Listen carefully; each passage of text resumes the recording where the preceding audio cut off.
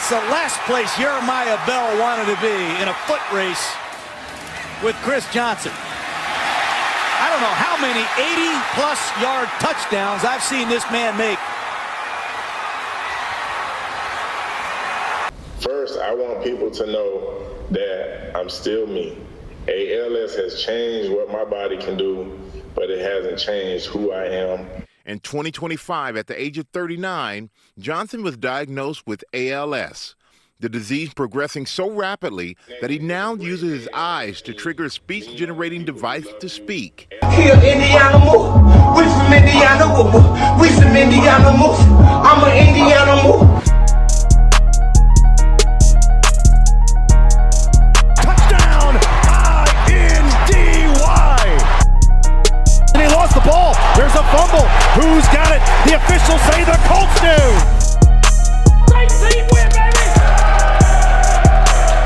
Walks it way downfield, intercepted, coming forward and making the INT for the Colts in the back end.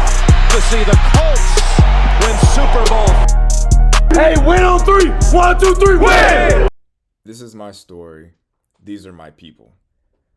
Last year I was diagnosed with ALS, and for a while the only thing I could do was hold on, day by day. What you're seeing today wasn't just a story I agreed to tell. It was a real moment in my real life with real people who love me, care for me, and refuse to let me face this alone. First, I want to thank God for carrying me through. Most of all, I want to thank my wife, Brittany. There aren't enough words for what you've done. You become my caregiver, my advocate, my voice when I need one. I know this hasn't just changed my life, it has changed yours too. I couldn't fight this without you. To my kids, I love you more than you'll ever know. You've stepped into responsibilities no child should ever have to carry. You've helped take care of me, encouraged me on the hard days, and reminded me every day why I refuse to give up. Watching you shoulder a burden that isn't fair has been one of the hardest parts of this journey, but you've done it with so much love. Everything I do is for you. To friends who have shown up consistently just to keep me company, make me laugh, check on me, or simply sit with me. Your calls, your texts, your prayers, and your presence have meant more than you'll ever know. You remind me that I was never fighting this alone. To my fans, I feel your support more than you know. Every message, every kind word, every I'm praying for you has helped me make what feels so heavy feel possible to carry. Please don't stop.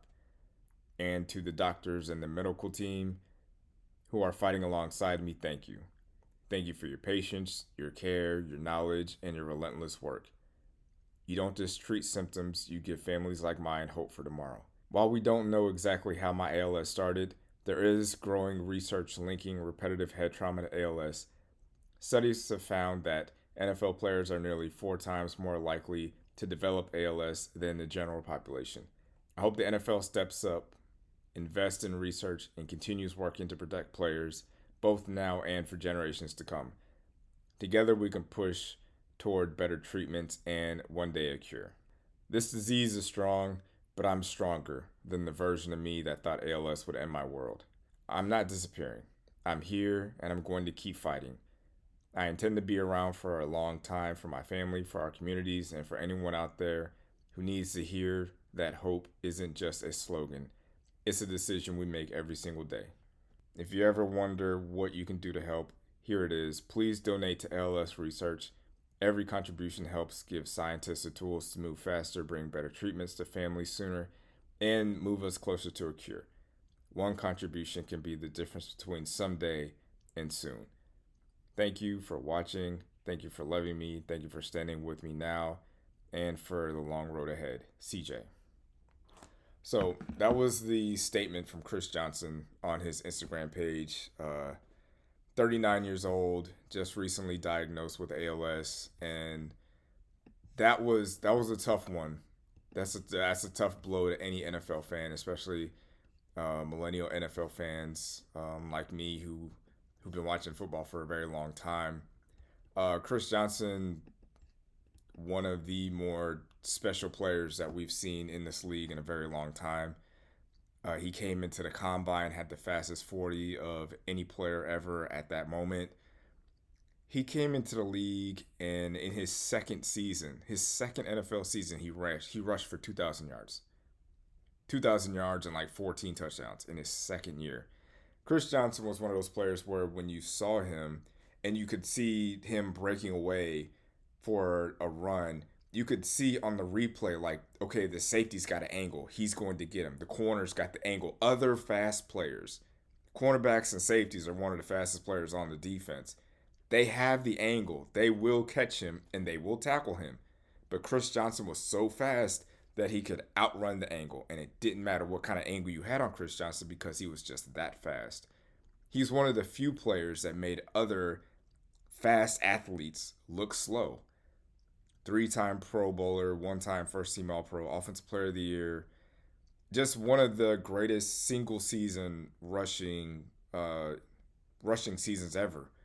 I remember me and one of my friends we were in a group chat talking about like if you had to pick one running back, or we were talking about like top 5 running backs if you could pick for just one season. Like obviously, if you're talking like all time, you're looking at, you know, career total touchdowns, career yards. But if you broke it down, you're just like, hey, if for one season at their very best, at their peak, who are the best 5 running backs out there? And I was saying, I know I said like LaDainian Tomlinson, Edgerrin James, Adrian Peterson, Marshall Faulk, and I believe Chris Johnson was in that conversation due to that 2,000-yard season because there were so many big runs that he just broke off.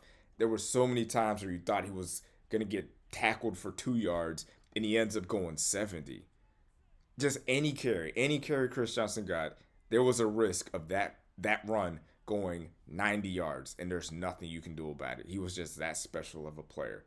I mean, 6 straight 1,000-yard seasons to start your career. He was a Hall of Fame talent. And you look at those Tennessee Titans. I know this is a Colts channel, and I know we like to shit on the Titans and Titans fans because, you know, they haven't beat us in like 4 years. But it's not just about that. It's more than just football. It's, you know, it's people. It's there's certain things like as a content creator that talks about the NFL and about football. There's 2 things that you'll never hear me say on this channel.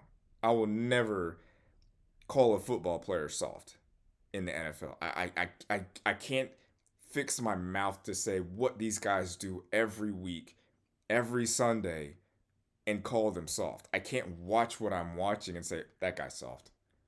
These guys are soft. You can watch documentaries. They have the Netflix special Quarterback. You see what they go through on Sundays. Like, we see that. We see what they put their bodies through on Sundays. What we don't see is the treatment that they go through on Monday. The lack of ability that they have to get up out of bed by themselves. Having to go to physical therapy throughout the week, getting shots, stretches, all kinds of things. Ice tubs, heating tubs, all kinds of medications. Like, we don't see that stuff.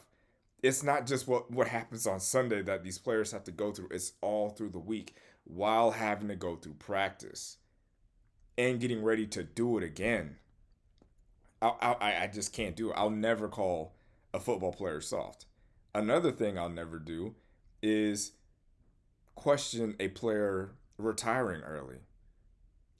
Andrew Luck retired early. He got his money. He physically couldn't do it. He retired. No problem, man. Football's hard. It's physical. It's tough. Darius Leonard, the same thing. He got paid a lot of money. He couldn't do it. Back problems. Hey, more power to you.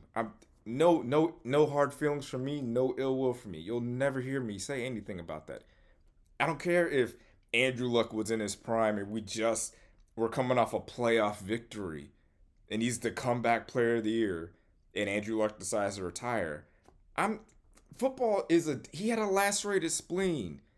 You know, these guys are doing a lot of things that are going to cause them a difficult life for the rest of their lives. And we're not going to be there. We're not going to be there on that random Wednesday when they can't stand up straight, when they can't walk anymore, when they have to wear sunglasses inside because of all the concussions they had. We're not going to be there. we're not gonna care, honestly.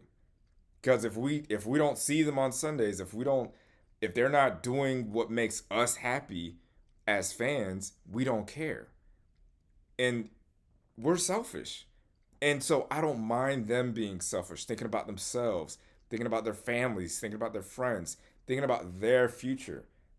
If you can get to the NFL, like the NFL, an average career in the NFL is about 3 years. If you can get to 6 years and you get that second contract and you look around, you're like, hey man, I made $15 million. I'm good to go. I'm done. I did what I needed to do. I don't want to keep doing this. Nope, you will never hear me say anything. You'll never hear me say a mumbling word about it. Never. If Justin Jefferson right now was like, yo, I'm done with football. I made all the money. I did what I could. I played long enough, and I think I'm good. Hey, I'm going to miss watching him play, but Godspeed, man. Enjoy your family. Enjoy your life. Enjoy your future. Do all that stuff. I just can't do it. And then you look at what's going on with Chris Johnson in his situation. I hope that while he was in it, I'm not going to look up his contract earnings, but I hope that every time he got a contract, he got the most that he could. He got all the money that he could. Get as much money as you can. And could it hurt my team if, say, Jonathan Taylor is going into the final year of his deal, Quentin Nelson going into the final year of their deal? I'm not going to tell them ever. I will never. I guess that's the third thing. I'm never going to tell a player, hey, take less money, do it for the team. Hell no. Never. Don't ever take less money for the team. Always get as much money as you can. Because once you can't play anymore, once you can't go out there and perform anymore, these teams will cut you. They'll trade you. They'll try to avoid your contract. They'll try to get all that money back. No. And I understand that. I understand that it's a business. And because I understand that it's a business, it's your job as a player to get as much money as you can from the team or from another team. I don't get wherever you can get the most money from, go out there and get it. I would like for you to get it from the Colts. If you can't, get it somewhere else. But always get as much money as you can. It's the general manager's job to make that work, to pay you and to build a team around you, or to pay Quentin Nelson and to still have enough money to build a good team, to pay Jonathan Taylor and still have enough money to build a good team, a good competitive team. It's not Jonathan Taylor's job to do that. It's not Quentin Nelson's job to take a pay cut and do it for the team. It's not their job, So I'm not going to call these players soft. I'm not going to call them selfish for retiring early. And I'm not going to call them greedy for taking as much money as they can. I'm just not going to do it. And Chris Johnson isn't, now I don't want to say, that ALS did this, or I don't want to say that football did this to Chris Johnson, but there's a likelihood that it did. He's 4 times more likely to get it than I am. So there's a possibility that him playing football did do this. We've seen football players that can't walk at the age of 45. We see players that can't go inside of rooms with lights on without sunglasses. We've seen players end their own lives, end their families' lives, and other people's lives. Drink themselves to death. Do drugs until they pass away. We've seen these things, and we know those are symptoms of what football does to them. Brain damage, ligament damage, joint damage, back pain, taking 20 to 30 pills a day. 20 to 30 pills a day just to be able to function. And he's 39 with kids. I'm 40 years old. I couldn't imagine having, ALS or a bad back or bad knees or bad brain, go Google Torrey Holt's fingers. I'm only thinking about that because my hands are on the camera, but you go look at Torrey Holt's hands. His hands are jacked up from playing football. These guys are humans still, man. There's still humans underneath that helmet, and I'm praying for Chris Johnson. I'm praying for his family. I'm praying for all the football players. Like when we go out there and watch them play, like yeah, I want the Colts to win, but man, it's hard not to think about, what they're actually doing and what they're putting on the line for our entertainment. And this, like I said, I know we normally just talk Colts stuff, but this one touched me pretty good. I was gonna try to watch his interview from ABC to kind of as preparation for this video, but it was just when I saw like a clip and I saw that he's already in a wheelchair. He already can't speak. He has to use a computer to talk for him. That's how fast this thing moves. ALS is no joke. If you look up the symptoms and how it like eats at your body and what it does to you, you're basically just, your mind is still active. You don't lose anything mentally, but it's just physically everything just starts shutting down, and you can't move, you can't walk, you can't talk. Sooner or later your lungs can't work on their own. Your bowel, your intent, like everything just starts to shut down, and mentally you're still there. You're still 100% there, and you know everything is happening. You probably can feel everything just slowly just oozing out of your body to where you just can't do anything. And that's got to be especially tough for a football player. Like I said, Chris Johnson made professional fast people look slow regularly. One of the most physically gifted players ever.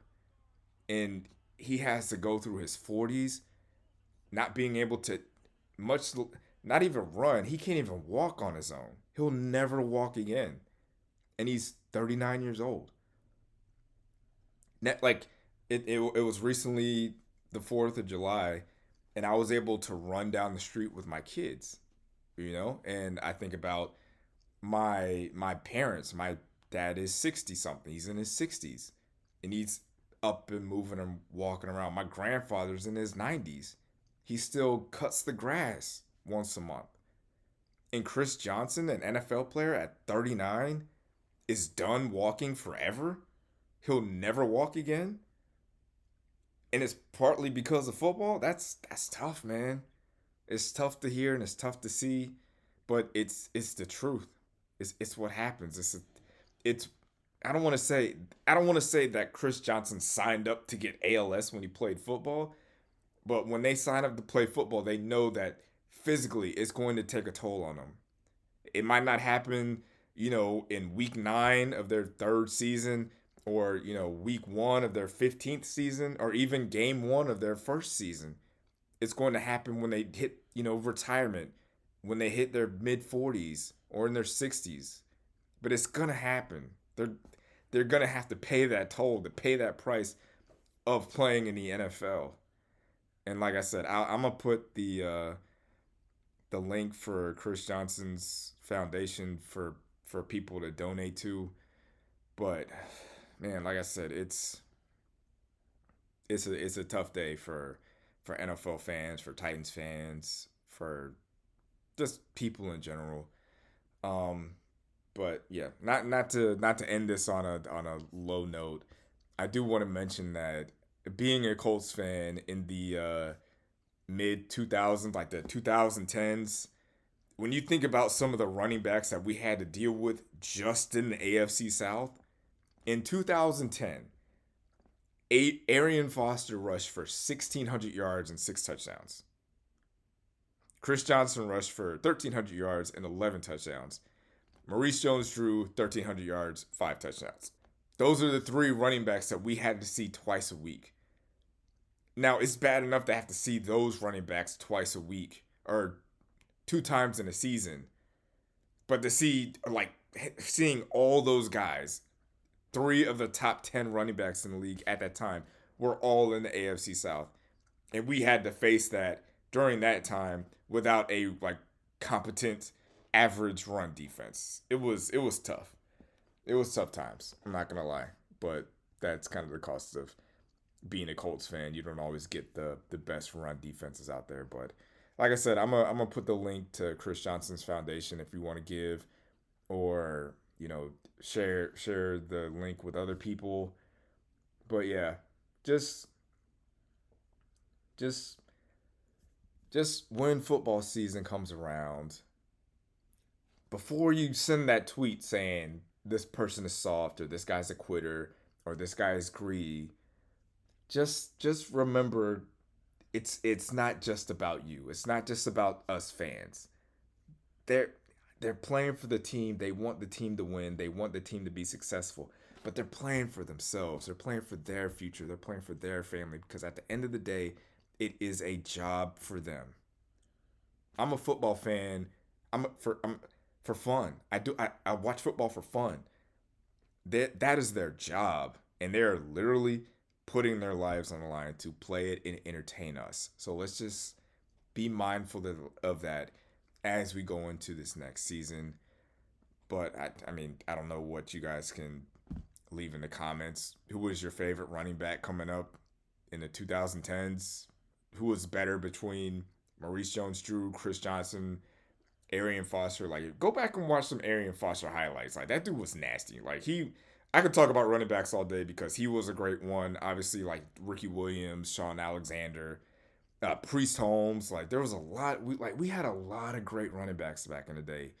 But yeah, like I said, leave it in the comments. And if you made it this far, I appreciate you watching. And I'll see you on the next one. Go Colts. Big, big, big, big, big, big.